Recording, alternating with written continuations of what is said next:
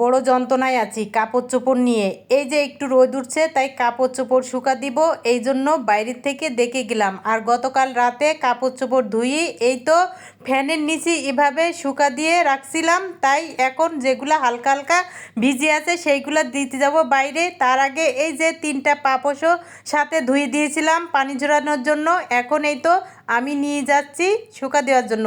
এই তো বাইরে দিয়ে আসলাম। আর মামুনিটা আজকে বাসায় আছে, বৃহস্পতিবার আর শুক্রবার তাদের স্কুল বন্ধ। আর বাসায় থাকলে তার যে কত বায়না, এটা খাবো সেটা খাবো। তাই এই যে আমাদের বাসার সামনে হোটেল আছে, সেখান থেকে সিংড়া কিনে আনলাম। এখানে হালকা পাতলা নাস্তা করে নিলাম মা মেয়ে দুইজনে। তারপরে কিছু কাপড় চোপড় শুকাই গিয়েছিল, সেগুলা এখানে মা মেয়ে দুইজনে ভাঁজ করতেছিলাম। আর পাশে সিম্বাটা শুয়েছিল, তাকে ডাকার সাথে সাথে চলে আসলো, তাকে একটু আদর করে দিলাম। তারপরে চলে গেল তার মার কাছে।